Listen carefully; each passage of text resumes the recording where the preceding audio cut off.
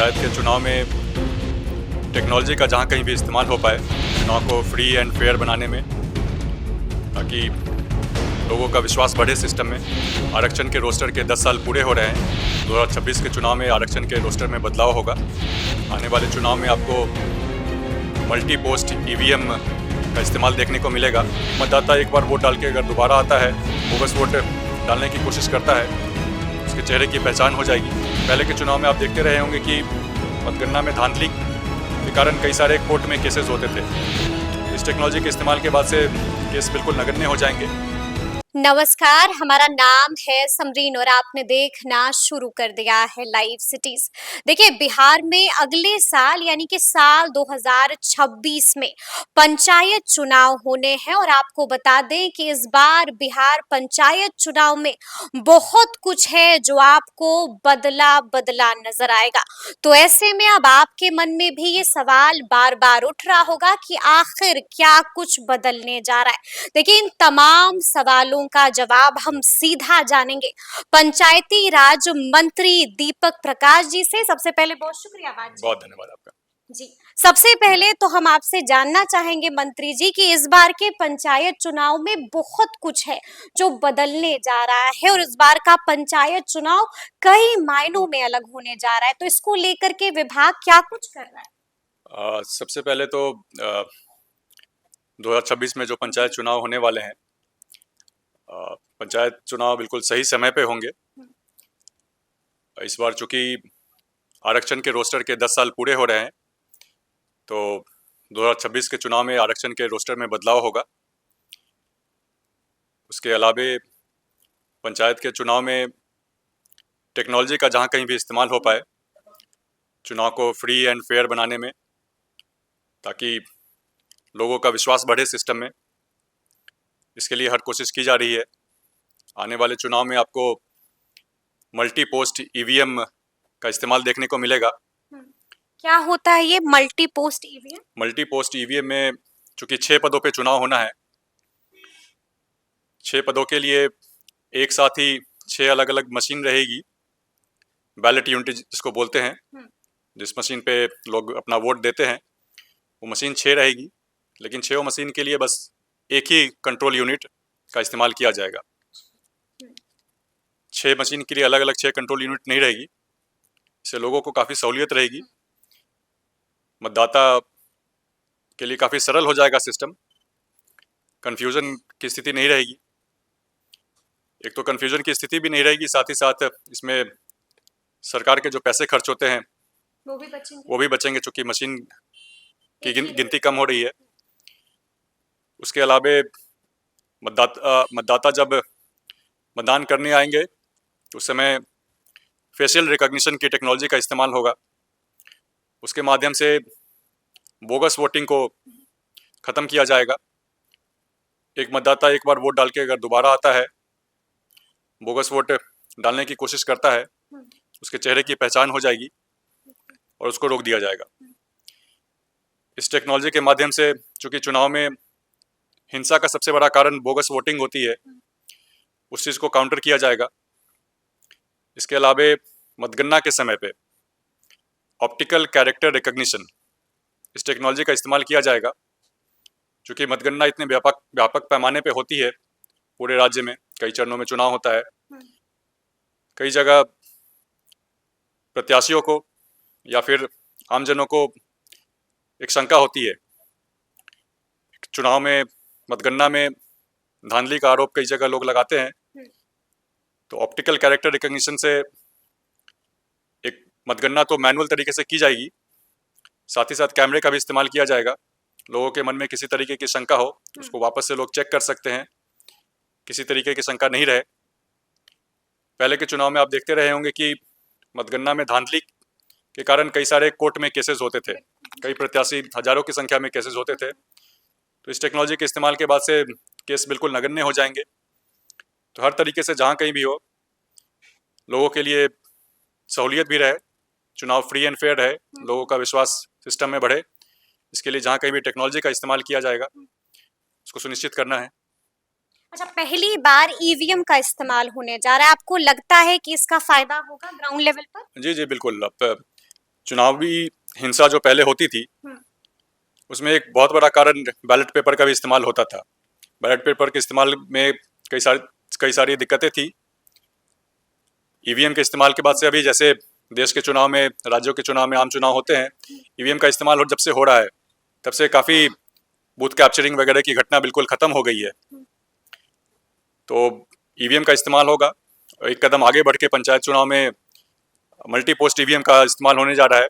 तो हर तरीके से लोगों के लिए सहूलियत रहेगी, सिस्टम बेहतर बन रहा है। अच्छा, आरक्षण रोस्टर में भी हमने सुना है कि इस बार बड़ा बदलाव होने जा रहा है।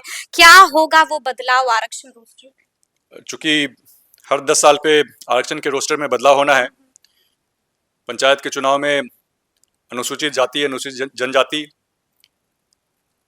अति पिछड़ा वर्ग और महिलाओं के लिए आरक्षण की व्यवस्था है। उसके लिए अलग अलग सीटों पे आरक्षण की व्यवस्था की जाती है। उन सीटों में बदलाव होगा।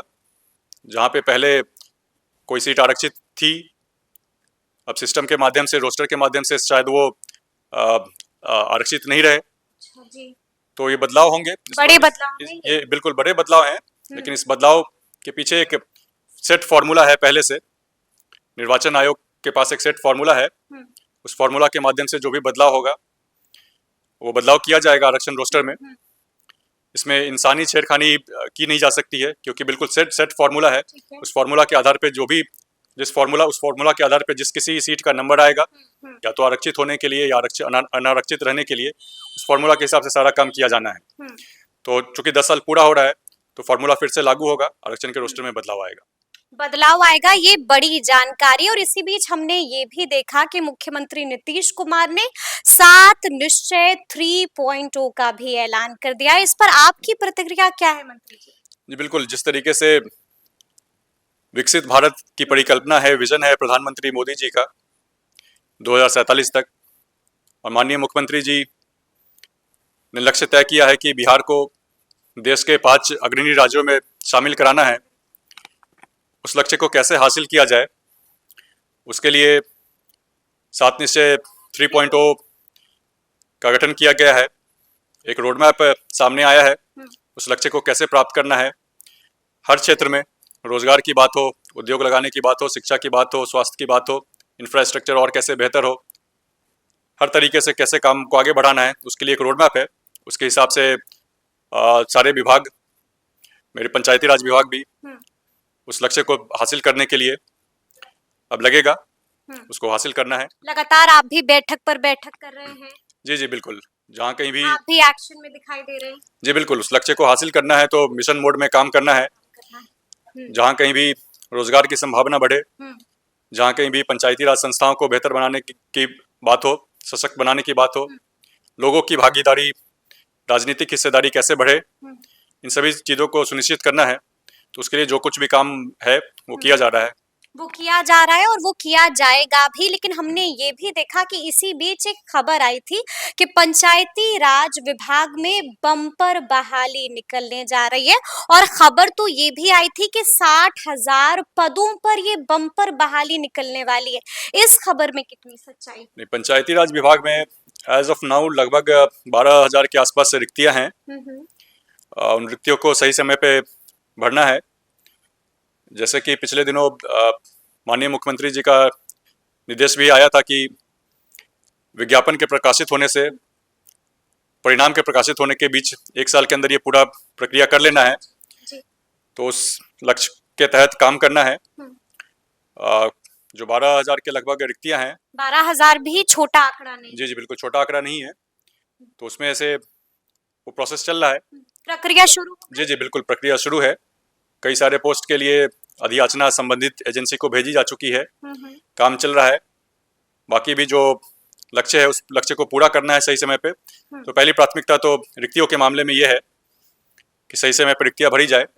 दूसरा, जहाँ कहीं भी रोजगार के सृजन की बात हो, विभाग के माध्यम से जिस किसी भी स्कीम में रोजगार का सृजन का स्कोप दिखेगा उस पर भी काम करना है।